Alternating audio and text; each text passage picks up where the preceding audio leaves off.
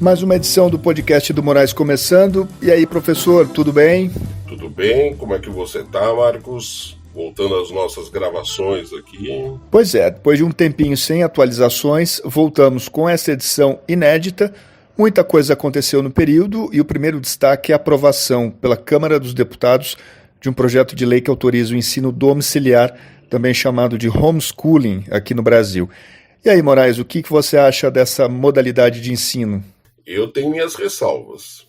Eu acho que ele seria uma boa se você tiver pais muito bem preparados para aquilo que vão fazer. A gente sabe que as pessoas se metem, muitas vezes, a fazer isso por necessidade. Você pode fazer isso. Nós temos filhos de pessoas que foram criadas em embarcações pelo mundo.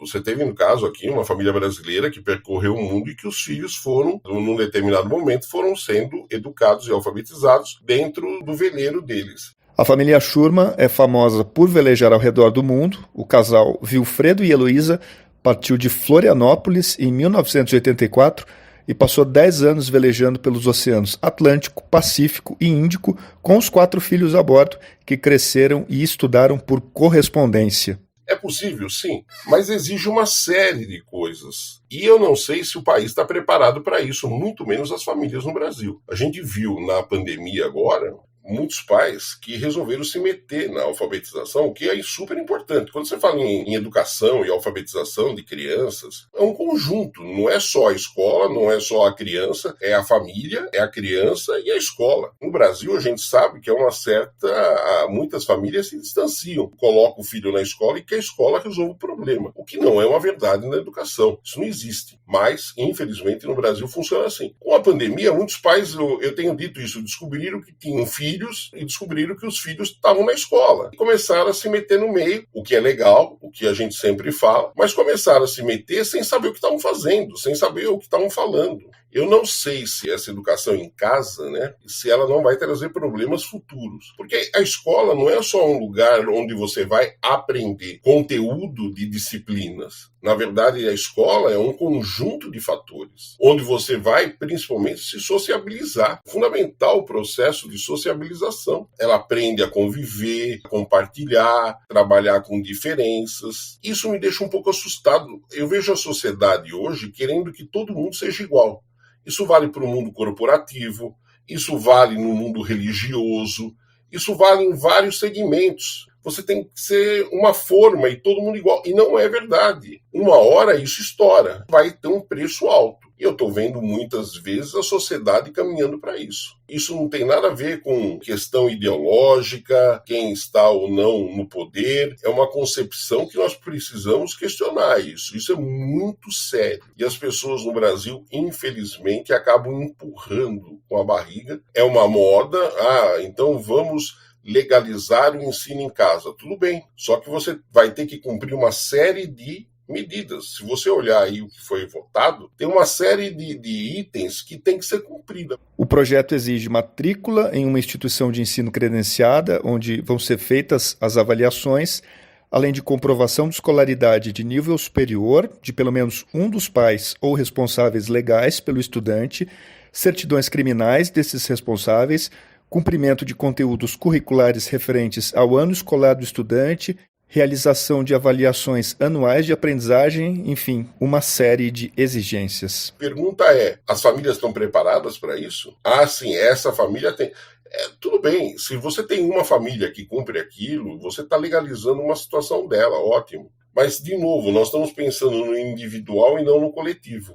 A pessoa tem o direito de ser alfabetizada em casa? Tem. A família pode fazer a opção? Pode. Você tem aqui no interior do Brasil, do Paraguai, pessoas que vivem como se estivessem na Rússia do século XIX, em fazendas onde as pessoas não podem ter contato, só algumas pessoas. Tem aqui, isso era uma coisa. Agora pararam de falar, não sei se isso ainda existe, mas existia até alguns anos atrás. Então, assim, as pessoas têm o direito, todo mundo tem o direito de fazer e levar a vida que quer, de educar os filhos da maneira que quer.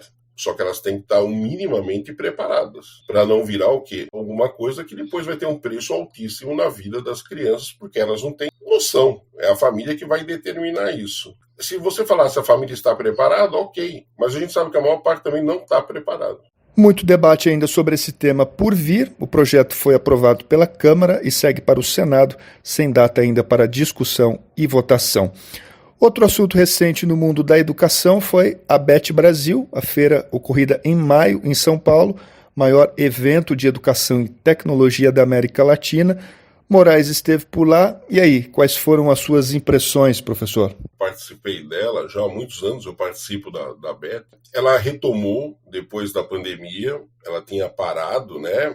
Faltou muita gente, Marcos, a gente tem vários setores ou selos que não estavam presentes, a gente viu isso. Mas foi uma feira boa, teve debates, teve palestras e os setores, sistemas de ensino, empresas, mostrando o que há de mais moderno e o que tem de melhor hoje no Brasil. É uma feira muito legal, para quem gosta de educação, é um prato cheio. Ela é fragmentada em dias e cada dia aparece um público. Primeiro são as pessoas das empresas ligadas ao setor educacional. O próprio governo estava lá, isso é uma coisa interessante de se dizer. O governo estava presente, federal, com um stand dentro da BET, discutindo, porque muitas vezes é visto só como uma feira do setor privado. Não estava o setor público lá. Muita coisa virtual, né? Muita coisa tecnológica, gerenciamento. Mas, Marcos, é uma coisa que eu sempre digo. Educação é uma coisa que o aluno tem que estudar. Eu posso oferecer os N caminhos possíveis, e a feira mostra isso. Mas, no fundo, para a gente ter sucesso no processo educacional, o aluno tem que estudar. Hoje, eu tenho que criar uma coisa agradável para o aluno. Ninguém vai ficar sentado de cara numa parede. Mas eu posso dar milhares de coisas. Eu posso dar livro, eu posso dar apostila, eu posso dar computador, eu posso criar mundos virtuais. Eu posso chegar até no metaverso, como nós estamos caminhando para isso. Porém, o aluno tem que estudar. E é uma coisa que isso me incomoda há muito tempo. As pessoas falam, oferecem milhares de caminhos, mas não falam no ato de estudar.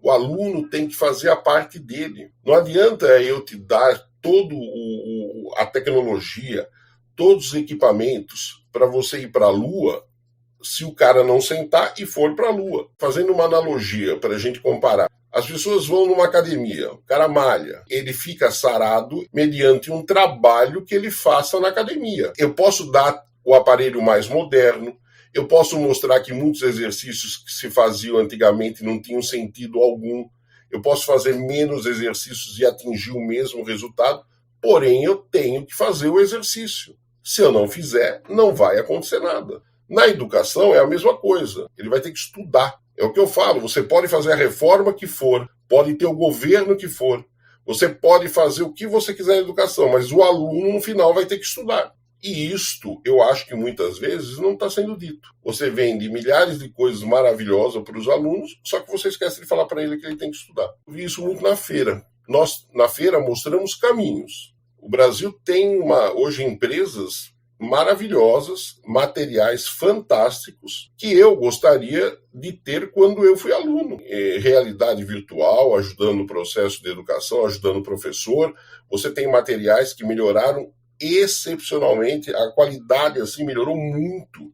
Se você pegar os livros didáticos do que eram no passado e olhar hoje, você vê assim, o Brasil produz livros de altíssima qualidade, material de sistema de ensino, todo um aparato para ajudar as escolas a gerenciar. Mas você tem no final o ato, que é o que a gente chama do chão de fábrica. O aluno ele vai ter que estudar, a família vai ter que estar presente, a escola tem que estar acompanhando. Nós temos toda a estrutura. O que nós temos hoje no Brasil de problema é rupturas culturais, que nós vamos ter que vencer essas rupturas para agregar todo o processo para você poder ter excelentes resultados. E eu acho que um dos melhores índices que comprovam o que eu estou falando, Marcos, é que nós estamos há décadas querendo sair da posição que o Brasil tem todos os anos nas avaliações internacionais, no PISA, por exemplo. Entrou governo de várias linhas ideológicas, nenhum resolveu o problema. Quer dizer, nós continuamos parados no mesmo patamar, e em muitos anos nós até pioramos. O Brasil não dá, eu tenho falado isso, mas quando a gente começa a falar demais a mesma coisa, você vira o chato da história. O Brasil tem tirado o último e o penúltimo lugar há anos. Você pega países que passaram por guerras, que na hora que você olha, os piores índices deles são os maior que os melhores nossos. Eu cheguei uma vez, Marcos, a escutar a barbaridade de algumas pessoas falarem, sabe por que nós vamos mal nessas avaliações? É porque o nosso sistema de ensino, a nossa educação é diferente e ela não responde a estas avaliações. O que é isso? É querer tampar o sol com a peneira. Então, se as pessoas acreditam nisso, tá bom, continua vivendo em Nárnia. Não dá para continuar nessa situação. Se você quer construir uma nação, se você quer fazer um país forte, claro que respeitando cada um com as suas características culturais, históricas, mas não dá para ser um país onde a educação é sempre colocada em segundo plano. Então, hoje, quando você visita uma feira como a BET, você vê que nós temos potencial, você vê que nós temos tecnologia, nós temos mão de obra. A pergunta é onde está falhando? E nós estamos falhando nisso, no processo conclusivo, no final da história. O aluno tem que fazer a parte dele. E aí a família tem que ajudar nisso. Quando você vai nessas feiras, eu fico muito feliz, mas também fico muito triste. E por que eu fico muito triste? Porque eu vejo tudo que a gente oferece, tudo que a gente tem, muitas vezes, como se dizia uma frase antiga, para inglês ver.